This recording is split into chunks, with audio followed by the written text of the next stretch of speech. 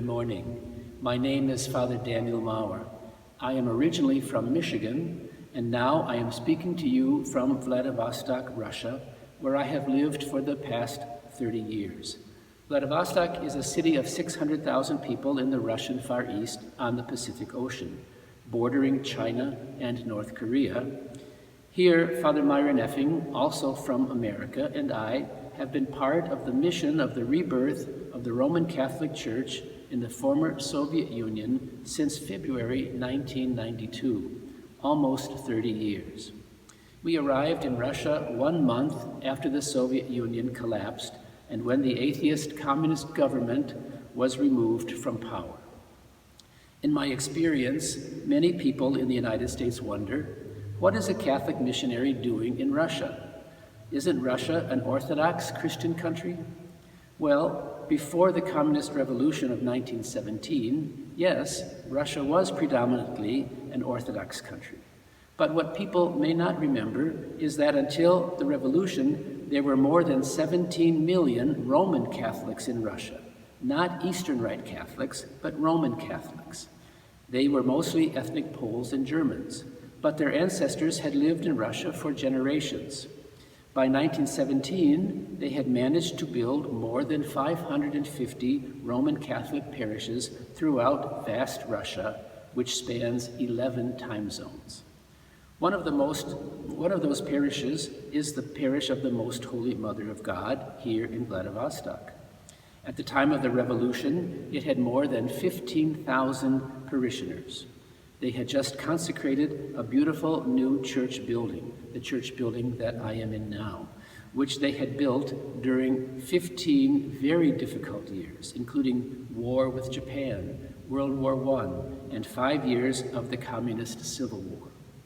During the 72 years of that atheist communist government ruled Russia, they closed all but 2 of the 550 Catholic parishes. All religious schools, seminaries, and social service organizations. Nothing was left. Everything Catholic was destroyed or shut down and confiscated by the government. And the Russian Orthodox Church suffered greatly also. It was the worst persecution of religion in the history of the world. From 1917 until 1992, the communist government murdered an estimated 35 million of its own citizens, and it is certain that many hundreds of thousands of Russian Christians, Catholics, Orthodox, and Protestants were martyred for their faith. In fact, there were more Christian martyrdoms in Russia in the 20th century than in all other countries of the world in the 2,000-year history of Christianity put together.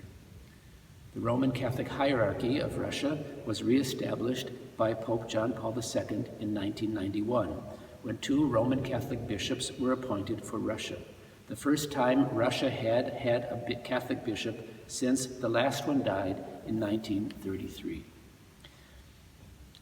In the 30 years we have been here, the 2 of us have refounded or founded 11 parishes, outreach programs to Catholic university students, Russian liturgical music development programs, many centers of Catholic charities, many Alcoholics Anonymous outreach groups, innumerable charities, and especially 6 crisis pregnancy centers, the first ever crisis pregnancy centers in all of Russia, because we learned that the average woman in Russia was having 8 to 12 abortions. Here in Vladivostok, we started our first parish with only 10 baptized Catholics who had survived the destruction. Now, our parish has around 500 baptized parishioners and 5 weekend masses in Russian, English, Spanish, and Vietnamese languages, with a total attendance of around 200 or 230 people each Sunday. When we arrived, there were just 2 of us priests, the founders of our new order, the Canons Regular of Jesus the Lord. Now we have in our Vladivostok community 15 members, including 4 priests, 1 transitional deacon, and many seminarians and novices. We also have 2 communities of religious sisters helping us in Vladivostok, the Sisters of Charity of St. Anne, originally from Spain, and the Sisters in Jesus the Lord from the United States. They are active in all of our parish programs. Foreign Catholics, especially from America, have been a great support for the beginning and the continuation of our efforts to restore this once thriving Roman Catholic community.